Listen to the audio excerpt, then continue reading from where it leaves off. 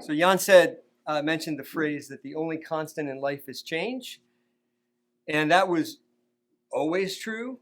Right? And then we had a global pandemic, which just was like, I heard somebody compare it to like attaching rocket boosters to cultural change. Like there were all these things that were changing already, these cultural shifts that were occurring already. And suddenly all these changes just took off and accelerated at an even greater rate. And the other thing that happened during the pandemic, and this is what relates to the work that we do with our businesses, is that in many ways the pandemic like stripped off the edifice and it exposed certain faults that we're now looking and seeing, wow, these are things we really have to deal with. So the cultural change, you just turn on the TV, read the front page of the Washington Post, and you'll see we're navigating these culture changes on gender, race, equity, all these issues, identity. Heck, we're even sort of navigating what we even get to be. But along our businesses, what we noticed are these three really important fault lines that are shaping our businesses and shaping how we act, how our businesses act in the world. And I want to talk about those three fault lines.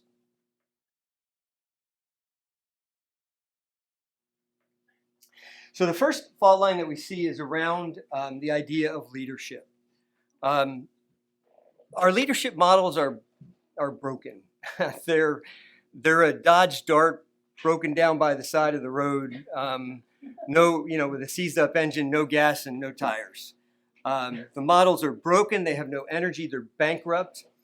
And if the pandemic taught us anything, it was in many ways a profile in the inadequacy of our leadership models to help us meet new challenges, unforeseen challenges. We failed in the leadership in many ways.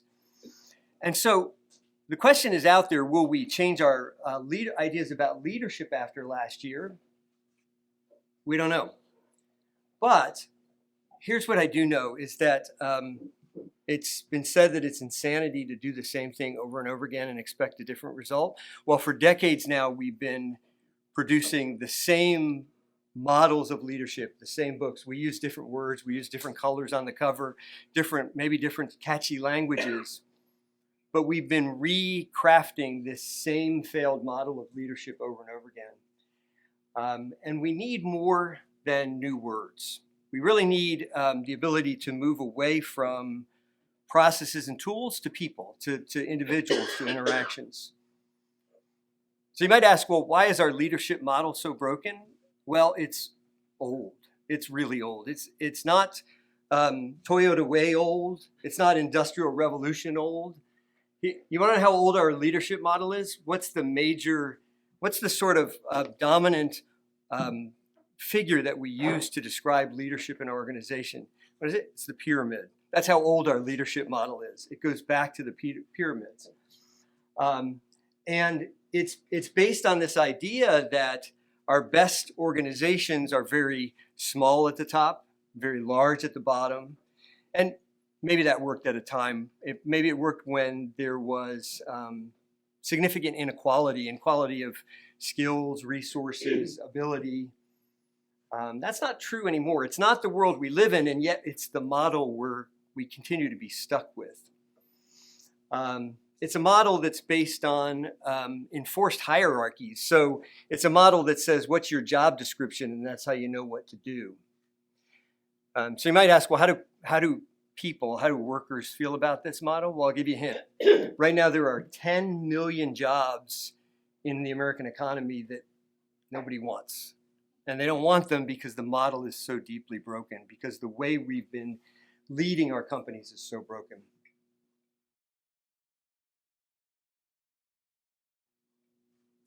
So what do we need to do to heal this rift? What we really need is a transformation. And it ends up, we talk about this as a transformation from leadership to contributorship. So leadership says that my authority comes from my position on the org chart. It comes from my title.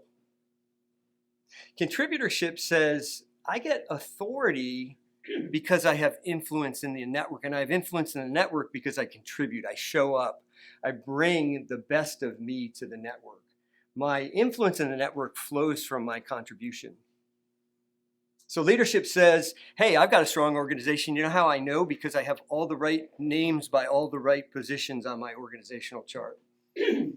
But contributorship says, I have this resilient ecosystem because people bring their best strategically diverse contribution to our work.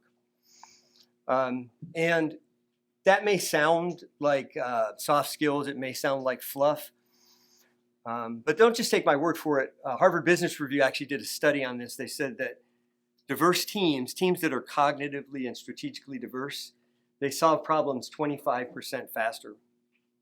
So the way we've moved from this fault line of this failed leadership model is toward contributorship. It's toward cognitive diversity.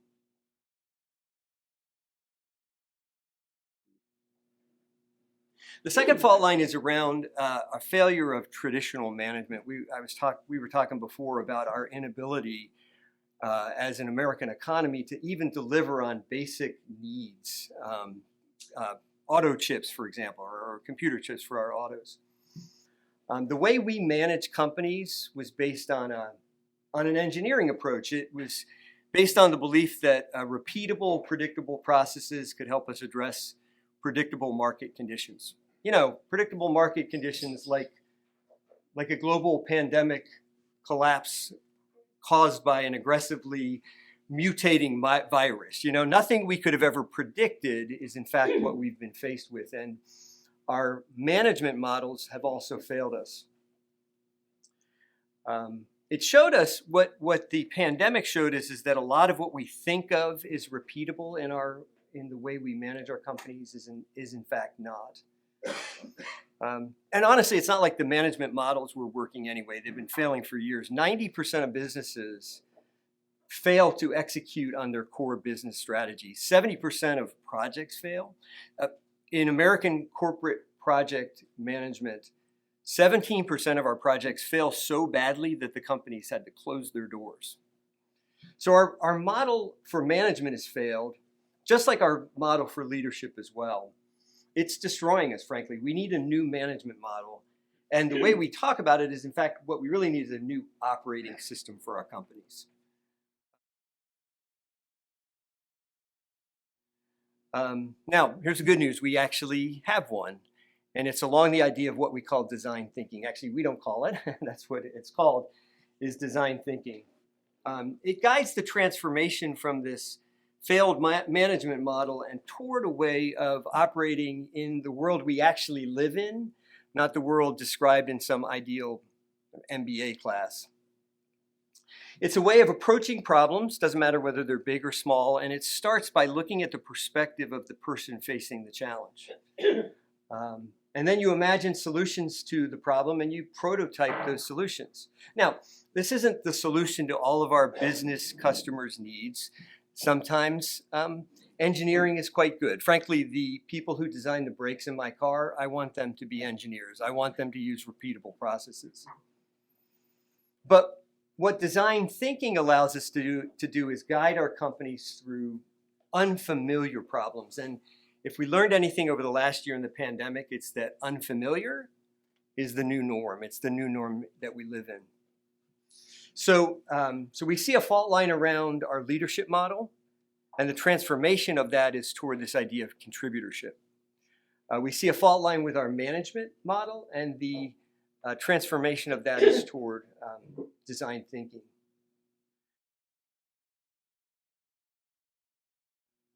But the third fault line, and this is the one that we probably spend the most time with our clients on, the third fault line is around meaning and purpose. The last year, what we have experienced, in addition to all the other things we experienced, all the other problems we experienced, what we've experienced culturally, globally, is a crisis of meaning. People feel meaningless. If sociologists, we would describe it as enemy. They feel disconnected. They feel purposeless, as Jan was talking about. And this is true for our companies as well. Now, that may seem, if we don't that may seem a little odd because we think of people have purpose, and what do companies have? Well, they have profits, right? But I'm not sure if that was actually ever true, but here's what we know now, which is those companies that focus only on profits are not going to be the companies that are going to succeed in the economy that we're heading toward. They are not going to thrive in this culture. And we see this kind of upheaval, or we see this kind of change rather than this kind of challenge every time we have a global upheaval. So we have two examples actually of what could come next. The first is 1945, right after World War II. What happened? Well, we all came together as a culture. There was a sense of unity. And we did some big things. I'm not romantic that we didn't fix the world's problems in the 1950s and the 1960s. But it was the laboratory, it was the birthplace for some really important social innovation. It was the birthplace of the modern civil rights movement. After 1917, we had the Roaring '20s, and we basically partied and drank ourselves into oblivion. After 1945, and the same thing happens, we see the same effect in our companies as well, because after 1945, we saw the greatest economic expansion this nation has ever seen. What did we see after 1917? The economic collapse, the Great Depression. Now, what's going to come next? Well, we don't know. The jury's still out. And actually, we're going to be part of the answer to that question. But here's what we do know. The world is changing, and our companies have to change to address that. They have to change to meet that. We have to understand that companies search for meaning. And if you're familiar with that concept, you know that what I'm doing there is a riff off of Viktor Frankl's book, Man's Search for Meaning. If you don't know Frankl, he was a survivor of the Auschwitz prison camps. And after that, he wrote a book called Man's Search for Meaning, and he said that we find meaning three ways: when we have a project to work on, when we have a redemptive perspective on our suffering, and when we belong to a community of people that love us. Well, for most people, their work, the place they go every day, that's the bulk of their project. And so when this global calamity struck, so much of what we knew about our work and our workplaces just collapsed, and that resulted in this collapse of meaning. We see this in survey after survey. Now, this idea of corporate meaning, this search for corporate purpose, preceded the pandemic. There's an organization called the Business Roundtable. It's made up of the CEOs of some of the bigger companies in America: Amazon, Apple, Home Depot. These are the companies that create the American economy. They create American jobs. And about 3 years ago, these CEOs came together to make one single bold statement. They said, yes, America's companies are profitable, and yes, the American economy may be the envy of the world, but they said that, and I'm quoting here, that Americans deserve an economy that allows each person to succeed through hard work and creativity to lead to a life of meaning and dignity.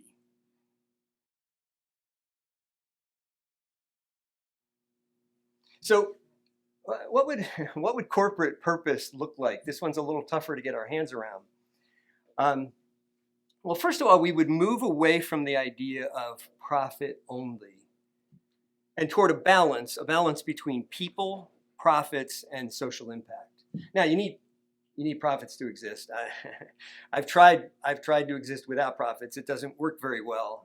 And some companies did just fine during the pandemic because they were uniquely positioned for the conditions. Amazon, Instacart, Zoom. Boy, wouldn't you like to go back and buy stock in Zoom?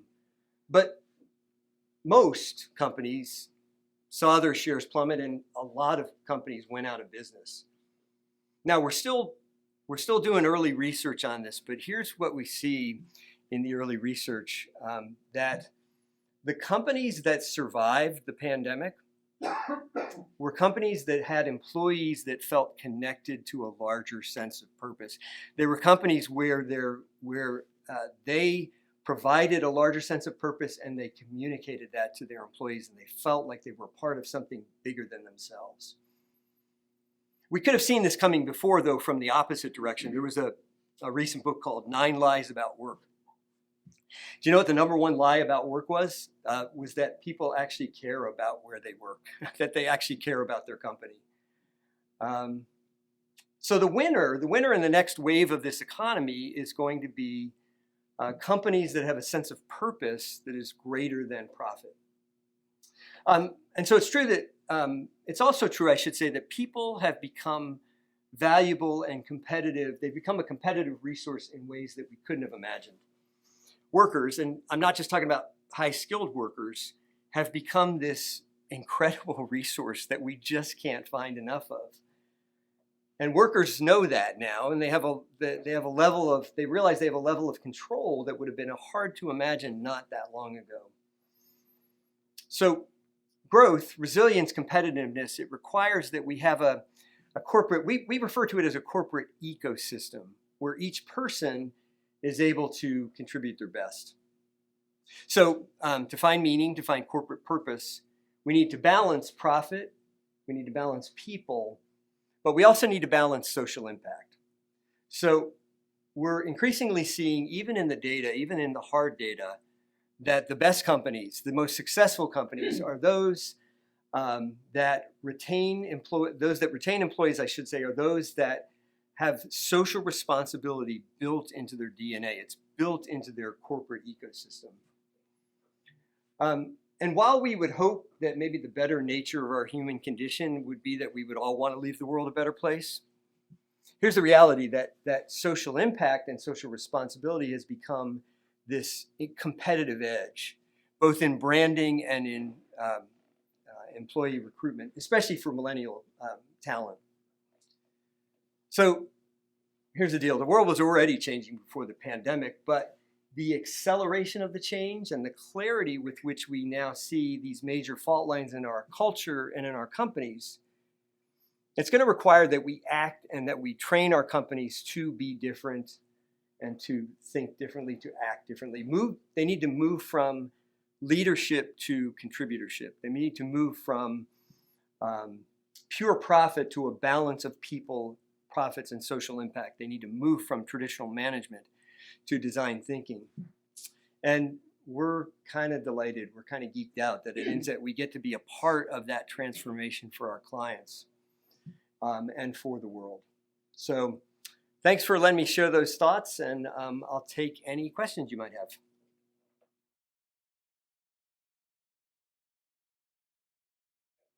Yeah, so the question was, how do we help companies move from leadership to contributorship? And there's really two parts to that transformation. The first is through some unique tools. In particular, we use a tool called the AEM Cube, which is provided by one of our partners, but it really helps us create images of teams and understand the characteristics of teams the way we do the characteristics of individuals. So we use tools like, typically in management, we use tools like Myers-Briggs or things like that. Well, or Strength Finder. I have no idea how to take all of those individual strengths and put them together. What we've got our hands around is a tool that enables us to really see each person's individual contribution and really understand how that team comes together and how each person contributes to the team. But the other and the sort of X factor, what makes it work, is the culture change. And that's where we get into the work that we do around purpose. So yes, we have a great tool, but it's really about the culture change, and it's about helping companies find a sense of purpose that they can communicate to their employees so their employees feel like their contribution matters. That's the problem.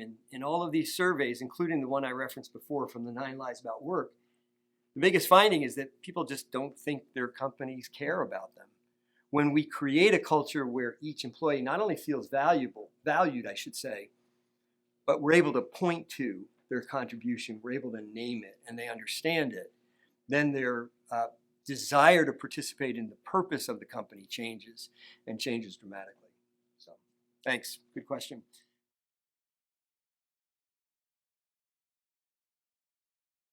Sure. So I'll go back a little bit to what I talked about. You know, our operating system, our management models were based on sort of engineered, repeatable processes, and that assumed that we would see the same kinds of problems.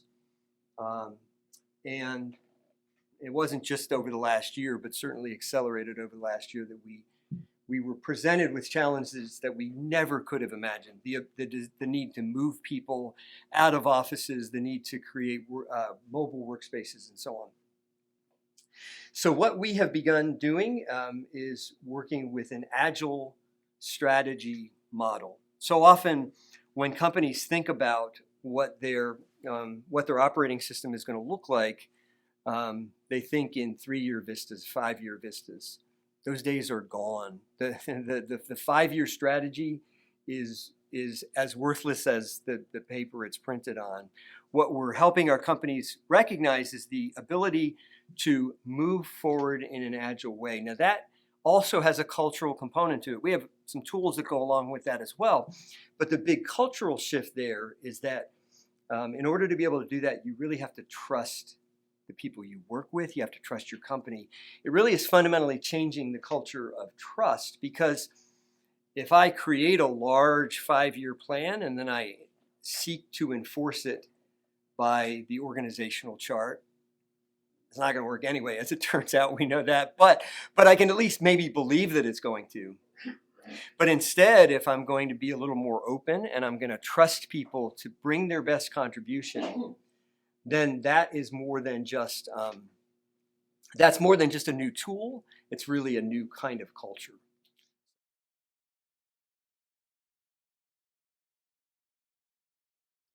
We are, but there's a differentiator in terms of how companies approach the question and approach the problem. And so, I understand your question. Like, what are the 1 or 2 major differentiators that are going to change how companies operate because of COVID? And the answer to that question is, tell me who the company is. And the reason why I say that is because there were companies that had a more agile framework before, and we've seen that they were much better able to deal with the challenges brought to them by the pandemic. Going back to the issue of trust, if you're going to move all of your employees, I used to work in a giant building with 15,000 or 1,500 employees rather in a single building. If you're going to move everybody from that to home offices, well, it's not just making sure they all have internet connection, right? It's fundamentally building a culture of trust.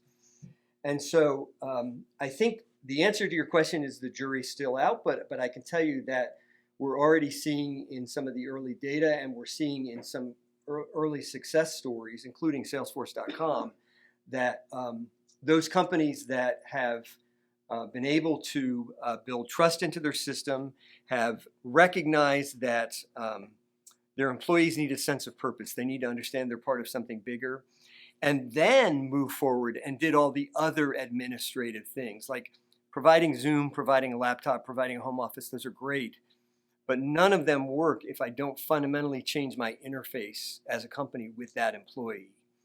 And so I think the answer to your question, what are the 1 or 2 things we're seeing that are changing, it's really around, tell me who the company is, because those companies that understand that the change is about more than just administrative, it's about more than just providing the technical details, but instead are providing this broader sense of purpose, those are the ones that are going to survive.